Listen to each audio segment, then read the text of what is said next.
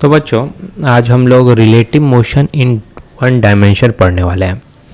तो सपोज एक कार है जो कि मूव कर रही है, एक कार है, बस ड्रॉ कर रहा हूँ मैं उतना सुंदर कार नहीं बना सकता भाई।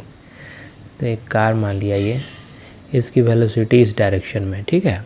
और एक ऑब्जर्वर है, मतलब एक पर्सन है जो यहाँ पे है, ठीक है।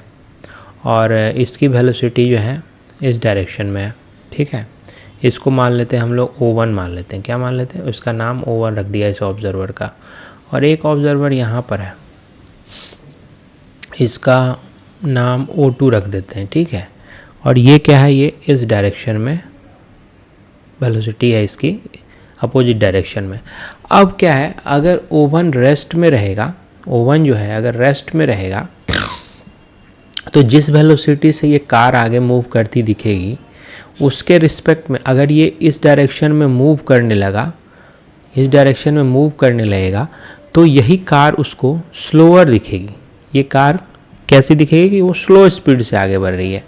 वहीं अगर ये O2 जो है रेस्ट में रहेगा तो कार जिस वेलोसिटी से इसकी तरफ आती हुई दिखेगी उसके रिस्पेक्ट में जब O2 मूव करने लगेगा, कार की तरफ इधर मूव करने लगेगा, तो उस केस में इसको कार जो है ज़्यादा स्पीड से आती हुई दिखेगी। तो ये जो कॉन्सेप्ट है कि कोई ऑब्जर्वर जो है रेस्ट में रहता है तो उसे कोई ऑब्जेक्ट अलग स्पीड से दिखती है, और जब वो मोशन करने लगता है तो उसको कोई ऑब्जेक्ट डिफरेंट स्पीड से दिखती है। तो ये कॉन्सेप्ट ही क्या कहलाता है? Relative motion. तो हम लोग इसी रिलेटिव मोशन के बारे में आज हम लोग स्टडी करने वाले हैं, ठीक है। तो सपोज इसको सबसे पहले मानते हैं कि एक कोऑर्डिनेट एक्सिस है, एक कोऑर्डिनेट एक्सिस है। ये सपोज ये वाई एक्सिस हो गया, ये एक्स एक्सिस हो गया, ठीक है। और दो ऑब्जेक्ट लेते हैं, एक ले लिया ए और एक ऑब्जेक्ट ले लिया बी, ठीक है। ये बी ऑब्जेक्ट है। अब सपोज इस ए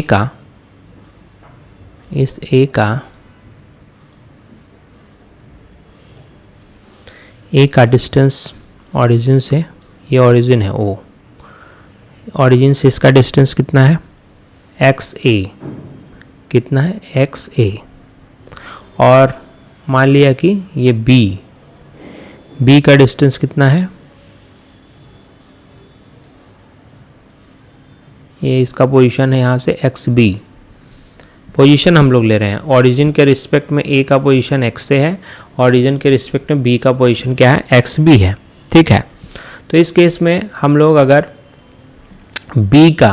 बी का पोजीशन लेते हैं with respect to A, B का पोजीशन विथ रिस्पेक्ट टू ए,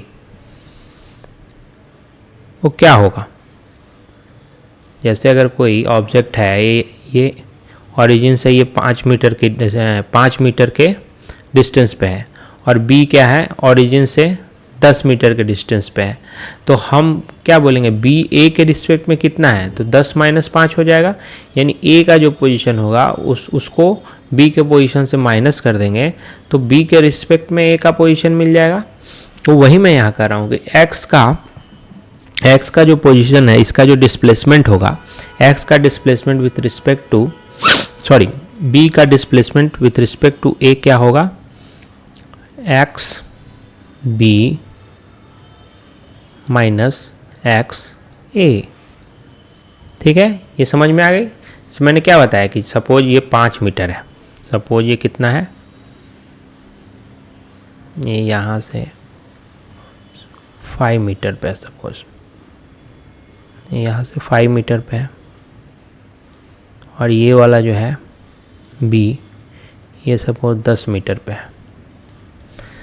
तो ओरिजिन से ये 5 मीटर हो गया या 10 मीटर हो गया, तो बी ए से कितने डिस्टेंस पे है? तो अब क्या मिलेगा? ये 10 - 5 हो जाएगा। तो 10 - 5 कितना हो जाएगा? 5 मीटर हो जाएगा। तो इसमें हमने क्या किया? 10 - 5 किया, 10 माइनस 5 किया, यानी कि जो पोजीशन ऑफ बी था माइनस पोजीशन ऑफ ए किया। वही मैं यहाँ कर रहा हूँ कि अगर रिलेटिव डिस्प्लेसमेंट लेते हैं वी का विथ रिस्पेक्ट टू ए, तो हम क्या करते हैं बी का जो पोजीशन है उसमें से क्या करते हैं ए के पोजीशन को माइनस कर देते हैं। तो यही हो जाता है relative displacement of B with respect to A. ठीक है, सॉरी मिट गया।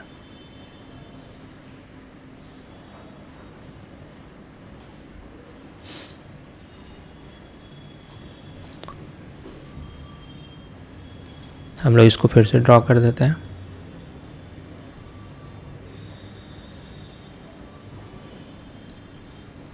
ये कलर चेंज हो गया, ये कलर ये रेड में हमने लिया था, इसको रेड ही रहने देते हैं।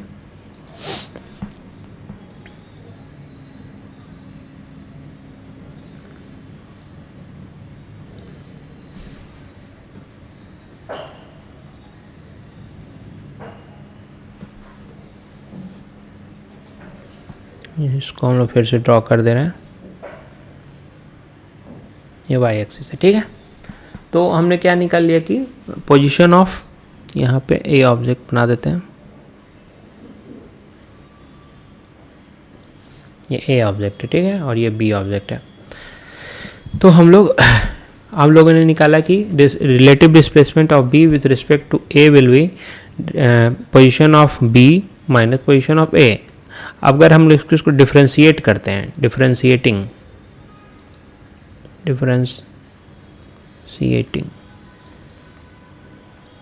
बोथ साइड्स, दोनों साइड को हम लोग क्या करते हैं डिफ्रेंशिएट करते हैं, तो क्या हो जाएगा। हम लोग कैलकुलस से पढ़ चुके हैं कि अगर आप डिस्प्लेसमेंट को डिफ्रेंशिएट करेंगे तो क्या मिलता है, वेलोसिटी मिलता है। v इज इक्वल टू क्या होता है ds बाई dt, यही होता है ना, आपने कैलकुलस में पढ़ा होगा, इसी का यूज़ करेंगे। तो यहाँ डिस्प्लेसमेंट को हम लोग डिफ्रेंशिएट करेंगे तो क्या मिलेगा, वेलोसिटी मिलेगा, यानी एक्स बी ए को डिफ्रेंशिएट किया जाएगा तो ये आ जाएगा वी बी ए, यानी velocity of B with respect to A. और ये इधर जब एक्स बी को डिफ्रेंशिएट करेंगे तो क्या मिल जाएगा, वी बी मिल जाएगा। और जब एक्स ए को डिफ्रेंशिएट करेंगे तो क्या मिलेगा, एक्स ए मिल जाएगा, वी ए मिल जाएगा। तो यानी velocity of B with respect to A क्या हो जाएगा, velocity of B minus velocity of A. Again अगर हम इसको फिर से डिफ्रेंशिएट कर दें, फिर से डिफ्रेंशिएटिंग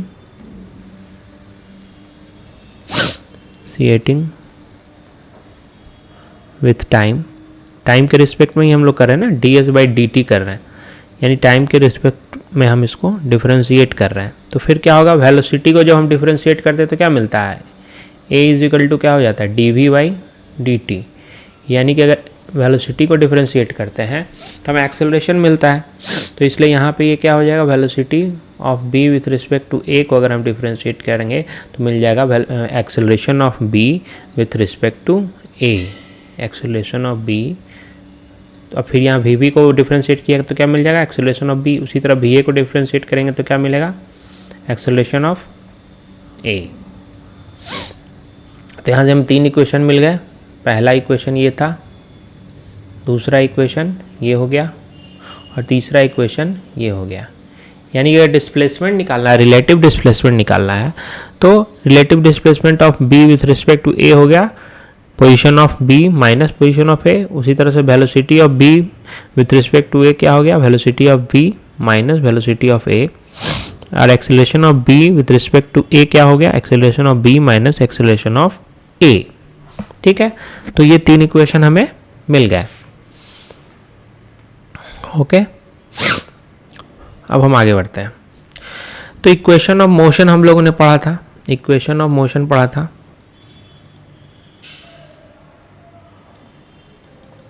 इक्वेशन ऑफ मोशन हम लोगों ने पढ़ा था, क्या क्या पढ़ा था इक्वेशन ऑफ मोशन में, पढ़ा था v is equal to U plus A T, ये पहला इक्वेशन था।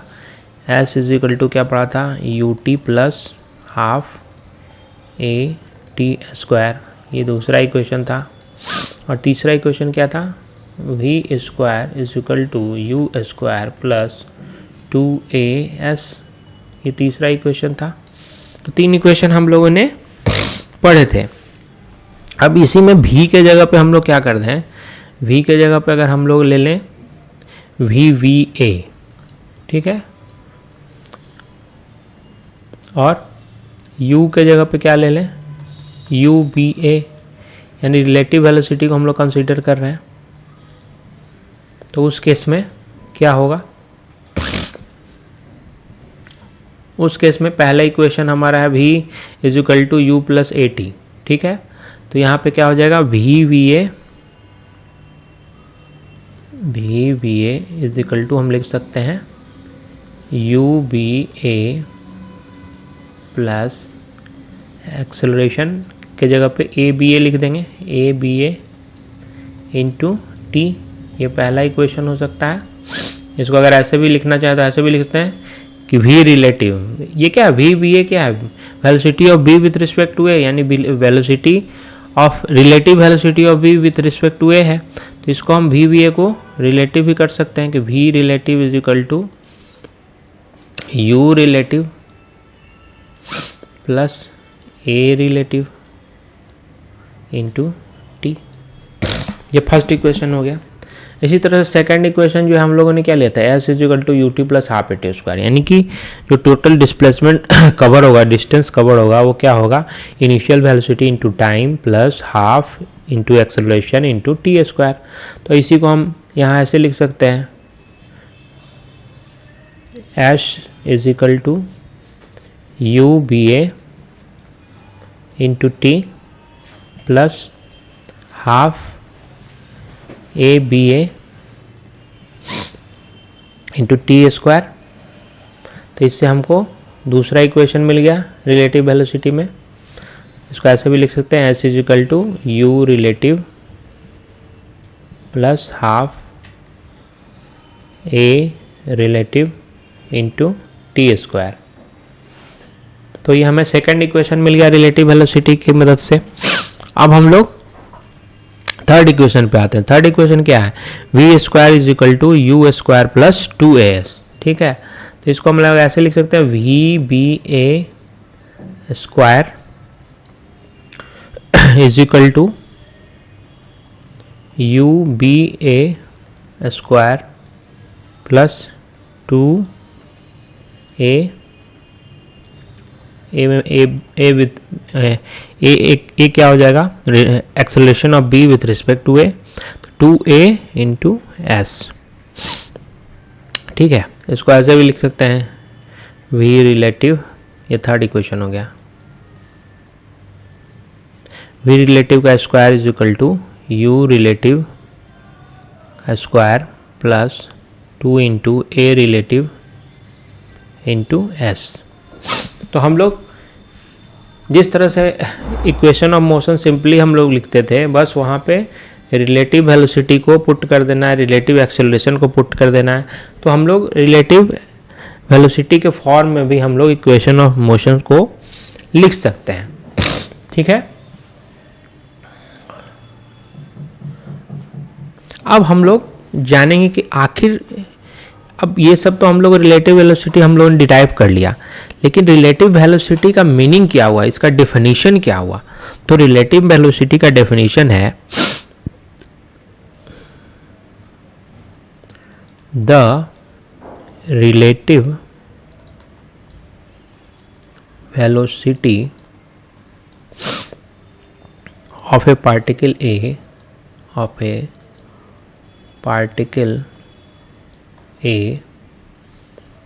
with respect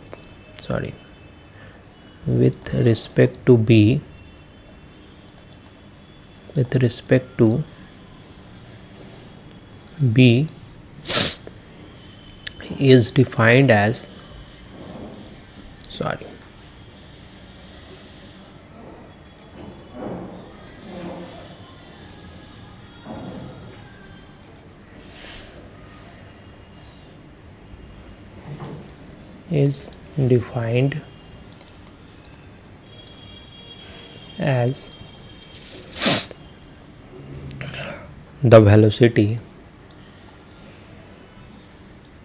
the velocity with which A appears, with which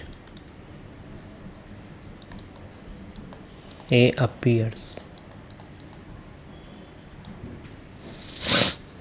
to move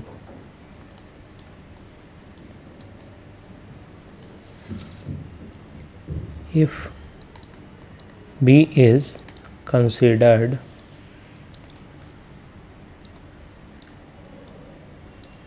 to be at rest। मतलब कह रहा है कि अगर हम रिलेटिव वेलोसिटी निकाल रहे हैं, जैसे relative velocity of A with respect to V, ये क्या लिखा जाएगा, V A minus V V, यानी कि हम लोगों ने ए के वेलोसिटी से वी के वेलोसिटी को माइनस कर दिया।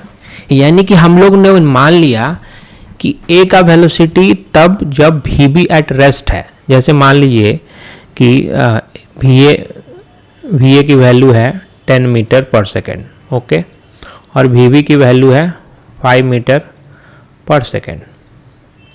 तो V A minus V B क्या हो जाएगा, 10 minus 5, that means 5 metre per second. यही हो जाएगा ना velocity of A with respect to B. तो यानी कि जब V A 10 metre per second से चल रहा है तो V B 5 metre per second से चल रहा है।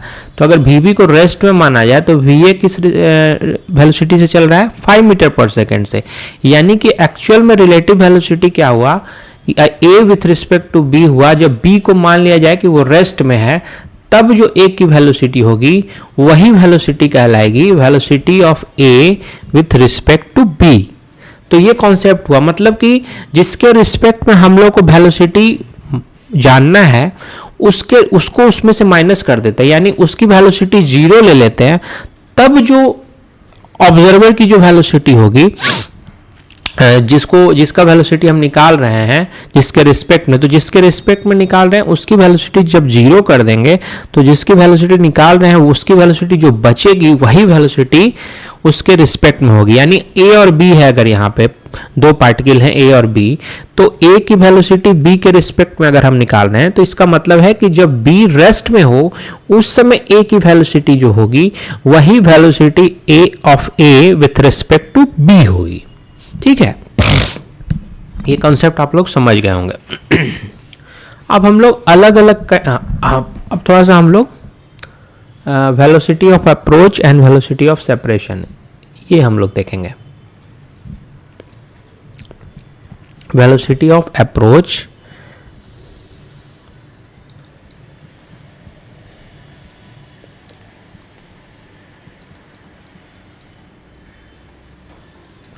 और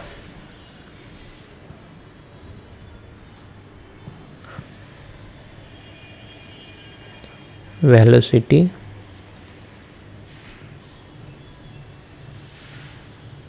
ऑफ सेपरेशन।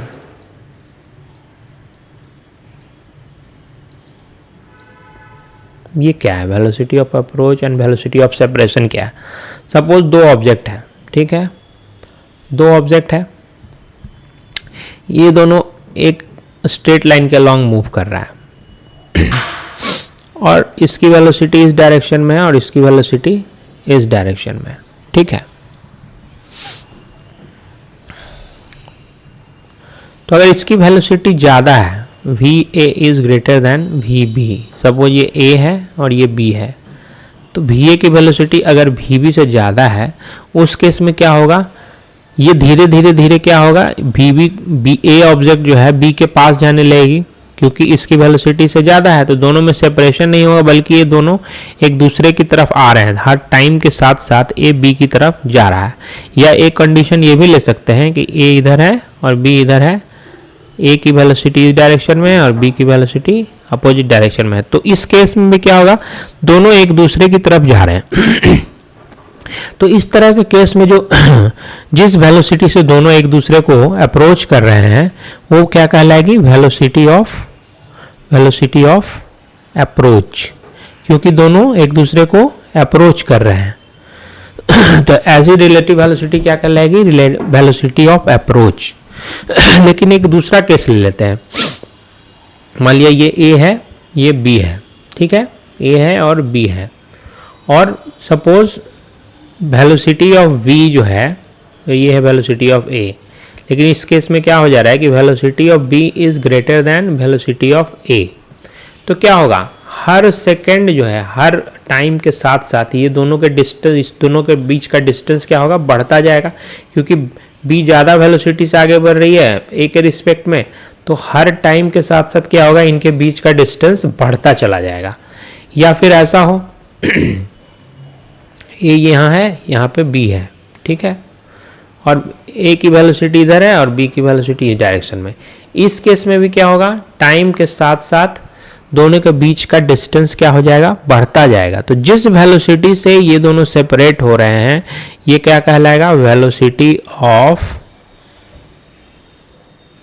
सेपरेशन। क्या कहलाएगा, वेलोसिटी ऑफ सेपरेशन, ठीक है। तो वेलोसिटी ऑफ अप्रोच समझ गए, वेलोसिटी ऑफ सेपरेशन भी आप लोग समझ गए।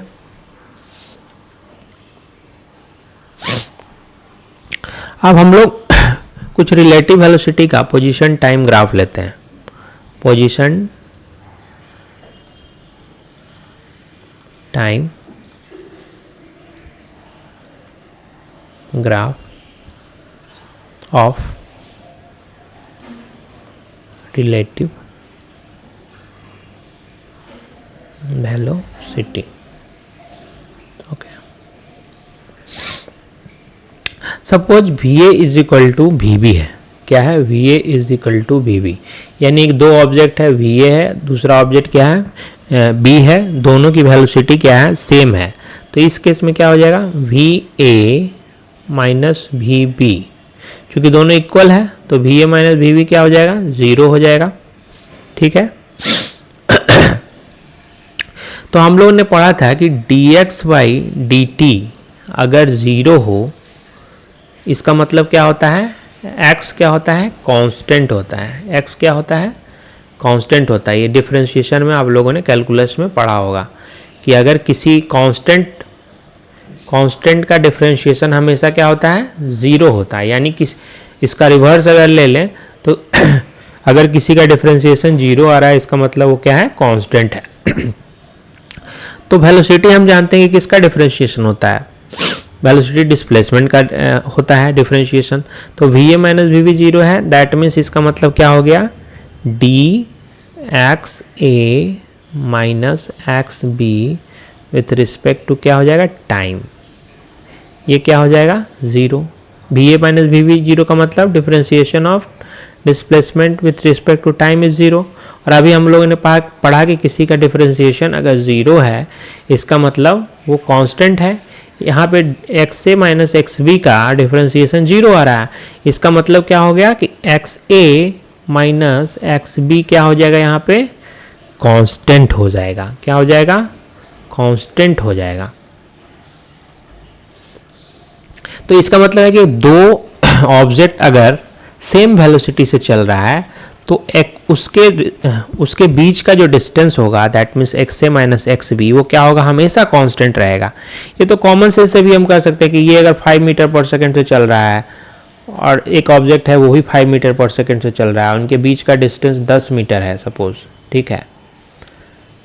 तो चूंकि दोनों इक्वल स्पीड से चल रहा है, इसलिए हमेशा इन दोनों के बीच का डिस्टेंस जो है 10 मीटर मेंटेन रहेगा। वही यहाँ पे फॉर्मूला के थ्रू आया कि अगर दो ऑब्जेक्ट है, उसकी वेलोसिटी सेम है, तो इसका मतलब उन दोनों के बीच का जो डिस्टेंस होगा, डिस्प्लेसमेंट होगा, वो भी हमेशा कांस्टेंट रहेगा, वो चेंज नहीं करेगा। इसको हम ग्राफिकली कैसे रिप्रेजेंट कर सकते हैं, सपोज ये डिस्प्लेसमेंट को वाई एक्सिस क्या कर रहा है, इसके डिस्प्लेसमेंट को दिखा रहा है, और ये एक्स एक्सिस इसके टाइम को दिखा रहा है। तो हम लोगों ने क्या पाया कि दोनों की वेलोसिटी सेम है। वेलोसिटी जब सेम है तो सपोज ये हो गया, एक की वेलोसिटी को रिप्रेजेंट कर रहे हैं और ये दूसरा बी को रिप्रेजेंट कर रहे हैं। ये हो गया ए, ये हो गया बी। अब ये देखिए, दोनों के बीच हमेशा जो है सेपरेशन सेम रहेगा, क्योंकि इन दोनों के बीच डिस्प्लेसमेंट हमेशा क्या है, कांस्टेंट है।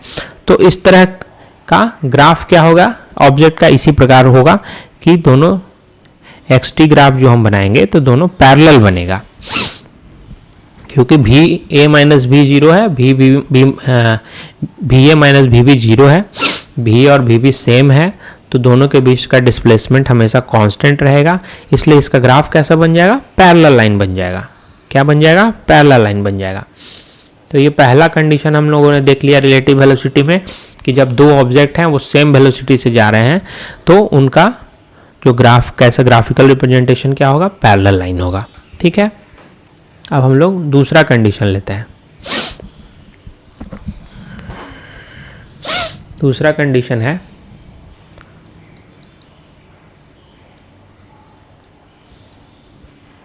जब VA is greater then VB, यानी वेलोसिटी ऑफ A क्या है, वेलोसिटी ऑफ B से बड़ा है हमेशा, यानी A greater than B velocity से हमेशा मूव कर रही है। इसका मतलब क्या हो जाएगा, VB माइनस VA अगर हम निकालें तो वो क्या हो जाएगा, निगेटिव हो जाएगा। क्यों निगेटिव हो जाएगा, क्योंकि वेलोसिटी ऑफ A हम लोग देख रहे हैं कि वेलोसिटी ऑफ B से ज़्यादा है, तो velocity of B minus A velocity of A क्या हो जाएगा, निगेटिव हो जाएगा। तो इसका मतलब क्या है, A ग्रेटर वेलोसिटी से जा रही है, तो एक टाइम के बाद क्या करेगा, A जो है B को ओवरटेक कर लेगा। मान लीजिए कि ये A है और ये B है, ये दोनों मूव कर रहा है, B इधर मूव कर रहा है, A इधर मूव कर रहा है। अब A की वेलोसिटी ज़्यादा है B से, A की वेलोसिटी B से ज़्यादा है, तो धीरे धीरे ये B के नज़दीक आता जाएगा, नज़दीक आएगा। एक टाइम आएगा जब B से A क्या हो जाएगा, आगे निकल जाएगा, A आगे निकल जाएगा। क्यों, क्योंकि A की वेलोसिटी ज़्यादा है। तो इसी चीज़ को हम लोग ग्राफिकली कैसे रिप्रेजेंट करेंगे,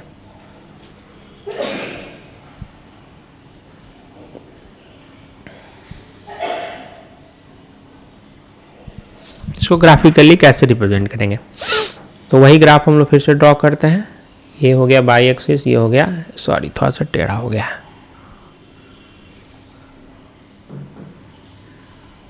एक मिनट इरेज कर देता हूँ इसको।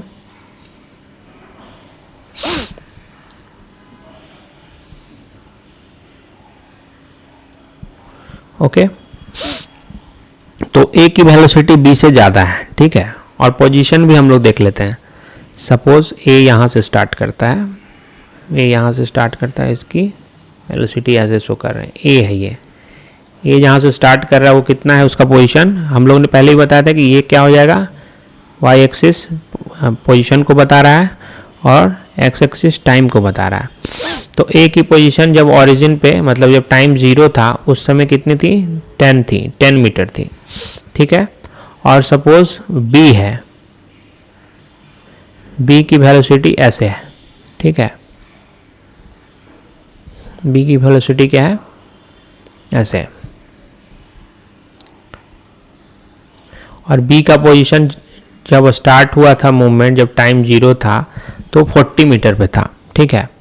अब ये दोनों कहाँ पे मिलेंगे और कहाँ पे किस पॉइंट के बाद A जो है B को ओवरटेक कर ले, क्योंकि वेलोसिटी A की ज़्यादा है B से, तो कुछ समय तक ऐसे चलेगा, यानी धीरे धीरे देखो आप यहाँ पे कि B की तरफ जा रहा है और एक टाइम पे ये मिलेगा और उसके बाद क्या है, ओवरटेक कर लेगा, मतलब A से आगे निकल जाएगा, यानी इसका पोजीशन जो है आगे निकल जाएगा। तो ये पोजीशन हमको निकालना है कि किस पोजीशन पे और ये इस पोजीशन का टाइम क्या होगा, किस टाइम पे ये इसको ओवरटेक करेगा। तो आप यहाँ पे देखिए VA क्या है, VA है, मान लिया हम लोगों ने कि ये VA जो है 20 मीटर पर सेकंड से जा रहा है, सपोज 20 मीटर पर सेकंड से जा रहा है, और VB क्या है, VB वेलोसिटी ऑफ B क्या है, ये है 10 मीटर पर सेकंड है, 10 मीटर पर सेकंड है, ठीक है। तो सपोज टाइम 3 सेकंड जब हो जाएगा, x से कितना है, x से यहाँ पे हम लोग यानी position of A at the time when time कितना था, 0 था, उस समय कितना था, 10 मीटर था ना, और XB मतलब जब टाइम 0 था उस समय इसका पोजीशन B का पोजीशन क्या था, 40 मीटर पे था। आप देखो यहाँ पे 40 मीटर था और ये 10 मीटर पे था। अब एट t = 3 सेकेंड आप मान लीजिए, एट t = 3 सेकेंड, 3 सेकेंड के बाद क्या पोजीशन होता है, अगर हम x से निकालेंगे उस समय तो क्या होगा, पहले तो इसका 10 पे पोजीशन पहले से था, और फिर 3 सेकंड के बाद कितना मूव करेगा, 20 इंटू 3 मूव कर जाएगा, वेलोसिटी 20 है, टाइम 3 सेकंड हो गया, तो यानी 20 इंटू 3 60 सेकंड, 60 मीटर ये मूव कर जाएगा, और पहले से 10 मीटर पे था, यानी टोटल इसका पोजीशन क्या होगा, 70 मीटर पे ये होगा। उसी तरह से पोजीशन ऑफ बी क्या हो जाएगा, पहला इनिशियली इसका पोजीशन 40 पे था, और इसकी वेलोसिटी कितनी है 10 मीटर पर सेकंड, और टाइम कितना 3 सेकंड, तो 40 प्लस 10 इंटू 3 क्या हो जाएगा 30, यानी फिर से ये भी क्या होगा 70 मीटर पे होगा। यानी 70 मीटर पे क्या हो रहा है, दोनों पहुंच रहे हैं 3 सेकंड के बाद, यानी यहाँ जो हम लोग ले रहे थे ये हो जाएगा 70, यानी 70 पे ये मीट करेगा, और टाइम कितना हो जाएगा 3 सेकंड। ठीक है, तो जब velocity of A greater than velocity of B होगी तो हमारा पोजीशन टाइम ग्राफ कुछ इस तरह से बनेगा, मतलब वो ए धीरे धीरे क्या करेगा, बी को अप्रोच करेगा, और एक टाइम आएगा जहाँ पे बी और ए मिल जाएंगे, और उसके बाद से ए जो है ओवरटेक कर लेगा इसको, ए बी से आगे निकल जाएगा। ठीक है, तो ये सेकंड केस हो गया। अब हम लोग आते हैं थर्ड केस की तरफ। थर्ड केस क्या है, थर्ड केस है कि V and V V are of opposite sign, V A and V V are of opposite signs, opposite sign पे है।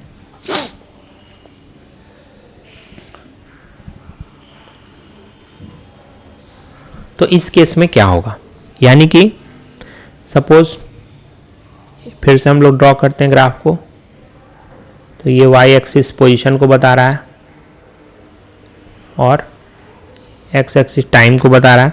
तो अपोजिट साइन का मतलब है, क्या मतलब हुआ, अगर ए जो है पॉजिटिव की तरफ, ए का डिस्प्लेसमेंट बढ़ता जा रहा है टाइम के साथ, ठीक है, तो बी का क्या होगा, घटता जाएगा, ऐसे नीचे की तरफ जाने लगेगा। तो ये हो गया अपोजिट साइन, यानी ए की वेलोसिटी और बी की वेलोसिटी अपोजिट डायरेक्शन में है, यानी ए अगर पॉजिटिव एक्स एक्सिस की तरफ बढ़ रहा है तो बी क्या है, निगेटिव एक्स एक्सिस की तरफ बढ़ रहा है, एक्स मतलब डिस्प्लेसमेंट। ठीक है, तो भी आप क्या करेंगे अपोजिट साइंस पे, जैसे मान लीजिए ये ऑब्जेक्ट है ए और ये ऑब्जेक्ट है बी, अब ये इस डायरेक्शन में जा रहा है, ये इस डायरेक्शन में जा रहा है, तो एक टाइम आएगा ना जहाँ पे ये दोनों मिल जाएंगे, वही टाइम क्या होगा, ये वाला टाइम होगा जहाँ पे ये दोनों क्या हो जाएंगे, मिल जाएंगे। ठीक है, और उसकी पोजीशन क्या होगी, तो सपोज एक एग्जांपल लेते हैं हम लोग,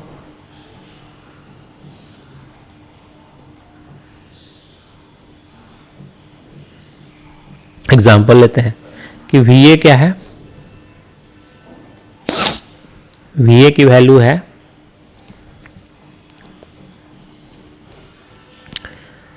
वी ए की वैल्यू, सॉरी यहाँ थोड़ा और नीचे ले लेते हैं हम लोग,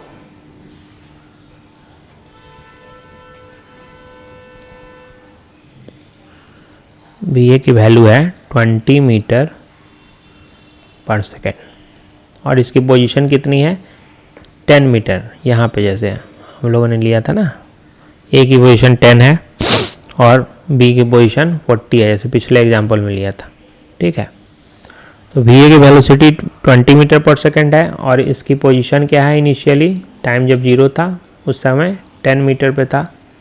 ओके, उसी तरह से वी वी को मान लिया, चूँकि अपोजिट डायरेक्शन में इसकी वेलोसिटी है ना, तो माइनस लगा देंगे, पिछला ही एग्जांपल ले रहे हैं लेकिन, और मैग्नीट्यूड सेम रख रहे हैं, यानी -10 मीटर पर सेकेंड मान लिया, और इसकी पोजीशन क्या थी, पोजीशन थी 40 मीटर पे।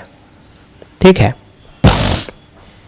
अब हम लोग एग्जांपल लेते हैं कि आफ्टर, जब t is equal to 1 second है, उस समय क्या होता है, आप देखिए, व्हेन टाइम जो है 1 सेकेंड है, तब क्या होगा, velocity of A with respect to B क्या हो जाएगा, ये हो जाएगा V B A minus V B, यही होगा।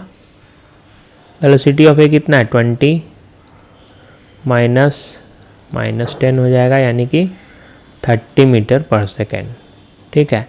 उसी तरह से velocity of B with respect to A क्या हो जाएगा, velocity of B minus velocity of A is equal to -10 -20 यानी कि -30 मीटर पर सेकेंड। तो यहाँ पे तो हम लोग को दिख गया कि velocity of A with respect to B लें या velocity of B with respect to A लें, दोनों क्या आएगा 30 मीटर पर सेकेंड आएगा, सिर्फ डायरेक्शन क्या हो जाएगा वो चेंज हो जाएगा।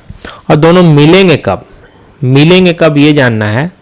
तो अगर 1 सेकेंड पे लेते हैं हम लोग, जो ये ले रहे थे 1 सेकेंड पे, उस समय पोजीशन ऑफ ए क्या हो जाएगी, उस समय पोजीशन ऑफ ए क्या होगी, पहले से वो कहाँ था 10 मीटर पे था, और 1 सेकेंड के बाद इसका वेलोसिटी कितना है 20 इंटू 1 सेकेंड, यानी ये 30 मीटर पे होगा।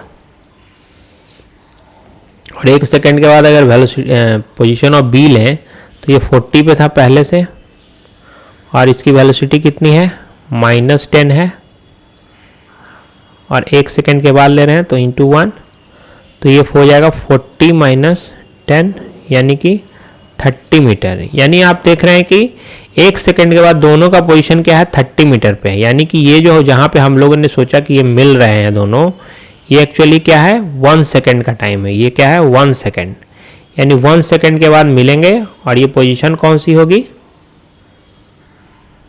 ये पोजीशन होगी 30 मीटर की, तो यहाँ पे पोजीशन लिख देंगे 30 मीटर। यानी अगर दो ऑब्जेक्ट हैं जो अपोजिट साइन के वेलोसिटी के साथ चल रहे हैं, मतलब अपोजिट डायरेक्शन में उनकी वेलोसिटी है, तो उनका ग्राफ कुछ इस तरह का होगा, ग्राफ कुछ इस तरह का होगा। तो आज हम लोगों ने रिलेटिव वेलोसिटी से रिलेटेड जितने भी कॉन्सेप्ट थे, 1 डायमेंशन में जो रिलेटिव वेलोसिटी से जुड़े हुए कॉन्सेप्ट थे, उन सबको हम लोगों ने पढ़ लिया। ओके बच्चों, धन्यवाद।